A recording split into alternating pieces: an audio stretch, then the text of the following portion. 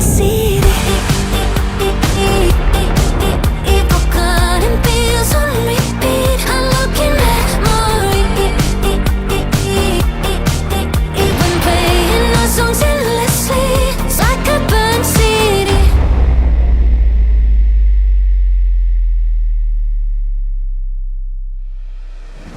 Tervetuloa Pommijätkien pariin. Morjes. Morjesta. Ja niin kuin tiedät, niin mehän kuvataan nyt taas tätä meidän 4. tuotantokautta, mitä on toivottu jo kuulkaas monta kuukautta. Ja Heti ensimmäisen jälkeen. niin, heti ensimmäisen jälkeen mennään suoraan 4. Näin onkin. Et varmaan arvannutkaan, mutta tämän päivän aiheena meillä on kiven räjäyttäminen. Ja sitä on toivottu monta vuotta meiltä ja oikeastaan nyt tuli semmonen hetki, että lähdetään muuten räjäyttää pari kiveä, mitkä on meille pidemmän aikaa vähän niinku kettuillut tuossa pommipuiston vieressä. Eikä ole mitään pieniä kiviä, nimittäin tuossa takana on toi kivi, mitä lähdetään mäjäyttää ja se on, no nopeasti kun tosta kattelee, niin on se yli 2,5 kuutioa. Ja jokainen, mikä on tehnyt yhtään millään mittarilla kallion tai kiven louhintaa, tietää, että kiven räjäyttäminen tai rikkominen oikeasti ei ole kovin helppoa. Tai siis voihan sinne mennä vaan ja räjäyttää sen kiven, mutta se, että se olisi turvallisesti ja hallitusti tehty, niin se on sitten 2 eri asiaa. Nyt tulee vettä meinaa aika paljon täällä ja me lähdetään Matin kanssa hakemaan nyt kuulet tuon Niin auton onkin. turvin kaikkia poria ja muita tarvikkeita. Jätetään nämä 2 karpaasia Antti ja Paukkuissa tänne sateeseen tekemään kuulee tämmöstä kallion putsausta, kiven putsausta. Raivaushommaa, joten jätkät pärjälkää. Ei mitään, moro! Morjes! Mutta sehän ei haittaa yhtään, koska me ollaan Antin kanssa semmosia vanhan liiton sukeltajia ja me ollaan totuttu tähän kosteuteen ja veteen ja tykätään muutenkin semmoista kosteista paikoista. Nimenomaan. Kiven räjäyttäminen vaatii rautaisen ammattitaidon lisäksi vähintään nuoremman panostajan lupakirjan, jolla saakin räjäyttää 25 kiloa vuorokaudessa ja maksimissaan 1 kilon panoksen yhdessä panostilassa. Räjäytysilmoitus pitää tehdä myös poliisille vähintään 7 vuorokautta ennakkoon.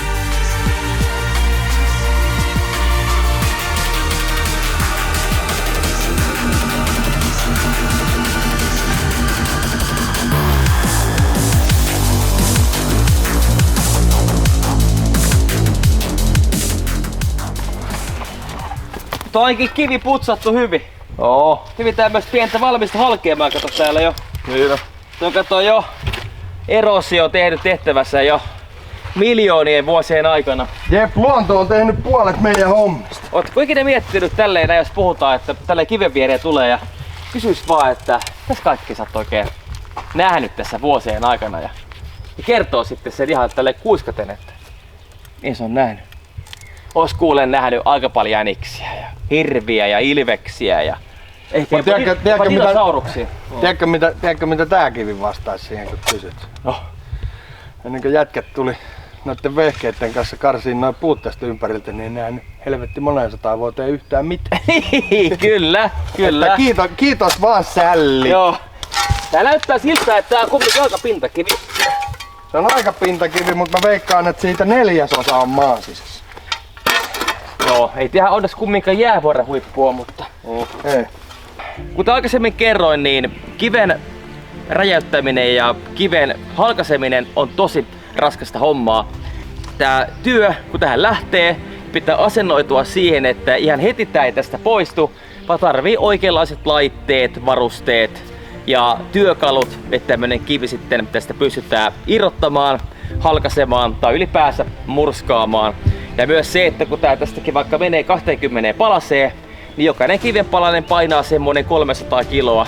Et sitten pitää olla myös sen verran jerkkua ranteessa tai olla kunnon sitten kaivinkone, mihin voi sitten nämä kivet tästä sitten ottaa matkaan. Vaikka ollaan täällä pommipuiston laitamilla, niin me halutaan silti hallitusti halkasta tai räjäyttää tää kivi.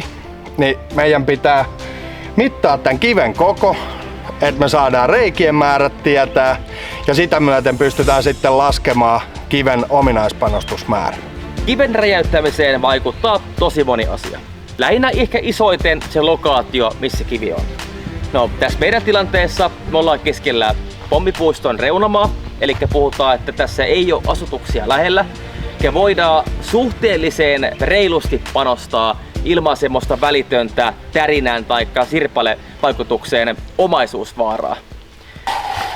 Ja sieltä leveimpään kohtaa ja täältä niin se on 2,70. Tuosta 2,7 kertaa 2,2. 2,2. Otetaan 1,50. 1,5. Kiven koko on 8,9 kuutiota. Kyllä se kuule voi olla. Kyllä se vaan kuule äkkiä tähän tulee 10 kuutioa tähän tämmöiseen. Kyllä se voi hyvinkin olla. Eikä jos puhutaan, että meillä on semmonen 7 kuution kivi.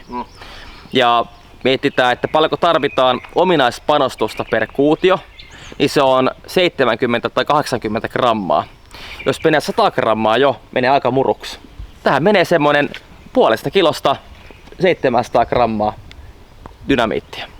Sitten jos vedettäisiin tähän tavaraa vaan kylkeen, niin se on käytännössä kilo per kuutio, eli tässä olisi 7 kiloa tavaraa. Ja tarvitaan tietää aina se, että mikä olisi fiksu etäisyys siitä ensimmäisestä panoksesta tänne meidän kiven reunaan. Koska jos se panos on ihan täällä kiven reunassa, niin se helposti pääsee korkkaamaan se paineen sinne helpompaan mahdolliseen suuntaan, eli sinne nimenomaan kiven ulkoreunalle. Ja silloin se ampuu sen paineen läpitte sieltä.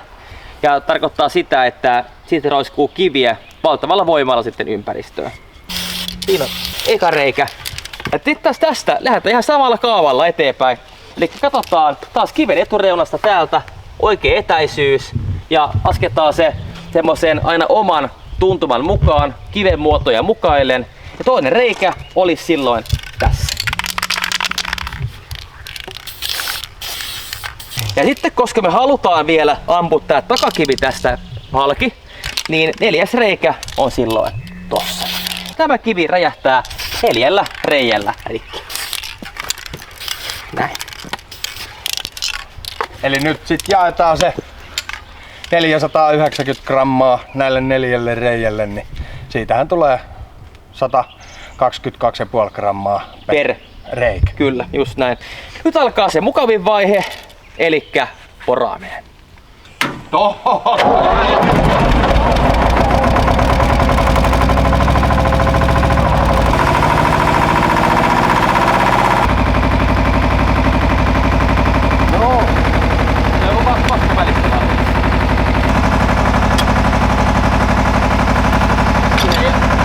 Tässä on työtapaturman mahdollisuus. Se on hyvä kurva siinä. Jälkeen.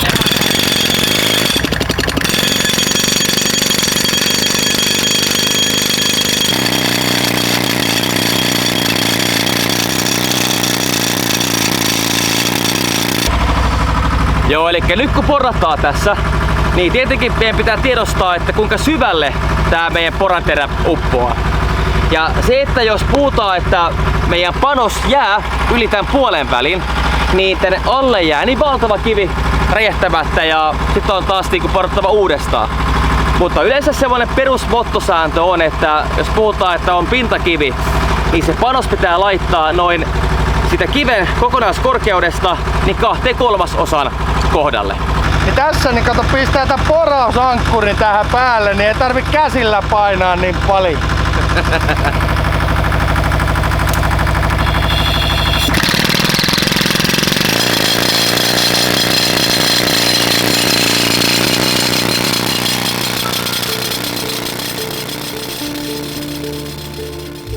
Kivien käsiporaaminen on todella raskas työosuus, joka täytyy kuitenkin tehdä erittäin huolellisesti. Poratessa pitää ottaa huomioon reiän syvyys, porauskulma, reikien välinen etäisyys ja tunnistaa mahdolliset lustat sekä halkeamat.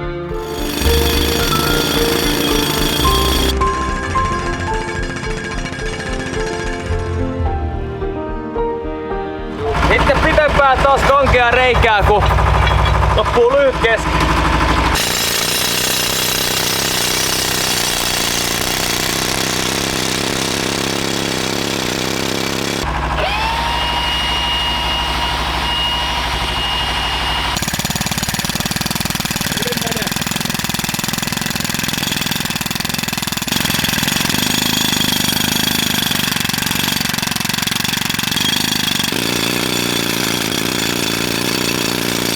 Toi se on ylhäällä. Ei se varmaan enää kovin kaukana ole, ha?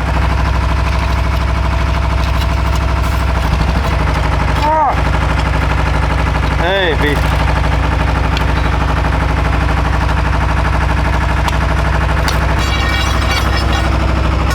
Oli aika paljon helpompi. Kovaa hommaa.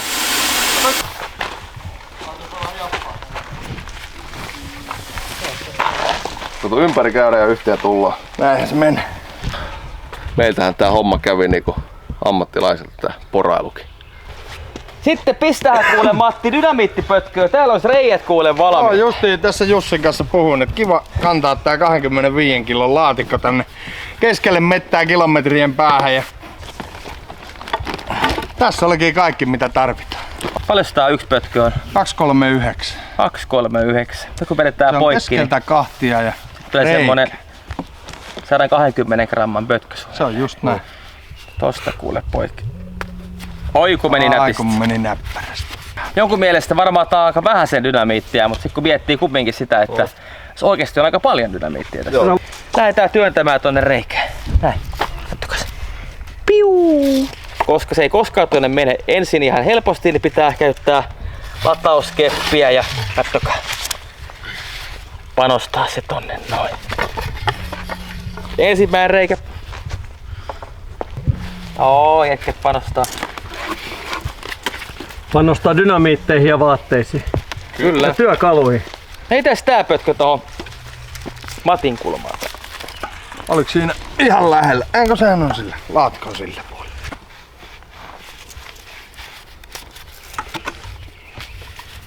Tulee just sitä mitä sattuu tulee. Aiku tulee hyvä. Taas pötkö, oikein hyvän näköinen pikku patruuna ja sitten sinne reikää näin ja tietenkin, koska latauskeppi mukana, niin työnnämme sen reikää ja ohoho, kun menikin hyvään paikkaan. Aiku. Se on hänessä. Sitten siirtää uutta patruunaa ja heitetään tää tänne Matin poraamaan reikään. Noin. Sitten panostaa sitä. Aiku meni kivasti, kattokaa sitä. Nyt olisi vielä viimeinen reikä, tää on tää Antin reikä. Ja tänne näin. Oi kun meni kans. Menit sä sörkkiin Antin reikä? Joo. Sinne. Tää on se.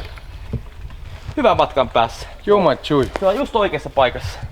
Sitten ennen kuin lähdetään sitomaan piuhoja kiinni, alkaa tää mukavin vaihe. Eli täkkäysvaihe. Ja kun taikaiskusta täällä pommipuistossa just on tuossa sepeli kassa kipattu, kato, niin niitä vaan kuulee ottaa ämpäriä tavaraa ja toimittaa tähän meille. Eli tässä täkkäyksessä on aika varovainen, että laittaa sepeliä niin varovasti, että vahingossa tämä niin sanottu reikä ei tästä holvaannu. Kyllä. Ja sitten jos sinne jää taas turhan paljon ilmaa väliin, niin vaikuttaa sitä, että se paine ei pääse täysin oikeuksiinsa, vaan sitten se vähän sen pääsee karkaamaan ennen kuin se alkaa vasta tekemään töitä. Helvetin hyvä. Oliko sulla kumman sä aloitit? Mä aloitin täältä näin niinku. Mä aloitin tuolta vihreän jääreuna. Kumpi sul? Mä haluaisin tästä vihreä. No tossa vihreä sitten siinä. Lähdetään tosta liikenteeseen. Siitä vihreä kytketään ton keltaiseen. Ton vihreä kytketään tän keltaiseen. Ja tän vihreä kytketään ton keltaiseen, jolloin meillä jää tonne sitten tää ensimmäinen keltainen ja toi viimeinen vihreä. Ja sitten ne saadaan laukaisulaitteeseen kiinni ja kaikki lähtee samaan aikaan. Kivi oli saatu panostettua ja se sisälsikin noin 0,5 kiloa räjähdysainetta. Räjähteet ovat kivelle armottomia ja vääränlainen panostus saakin aikaan väistämättä merkittäviä vaaratilanteita. Ylipanostaminen voi saada kivet lentämään jopa satojen metrien päähän. Hei, nyt lähdetään räjäyttää kivi. Jes, Tosta noin. No. Taas tulee vettä niin kuin myöskin videon alussa, mutta tää on tätä Louhian säätä ja ikinä ei pysty katsomaan niihin vaikuttamaan. Ei, tää on niinku autenttinen tilanne. Joo, siitä Tää on alkaa sitä. mihin loppuu. Näin Toi on se just ympyrä näin. sulkeutuu. Räjäytetään! Yksi panos! Räjäytetään!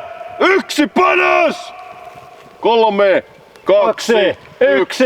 Palaa! Aiku hienosti! Eikö ollut hieno? Oli Kunnon slow tyylikäs, motion! Joo! tyylikäs hallittu hajottaminen. Voi sanoa, että...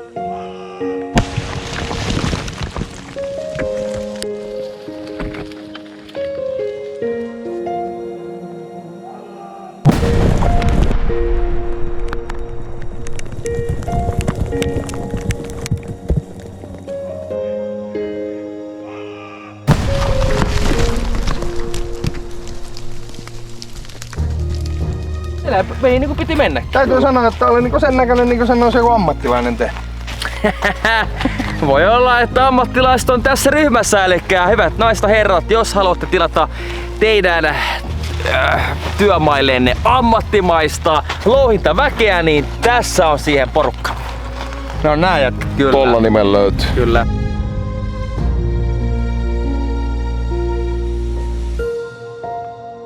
No niin. Tosta noin vaan. Tulihan se tielle se. Joo, vähän Aika arvattiin. hallitusti se mäjähti tuon.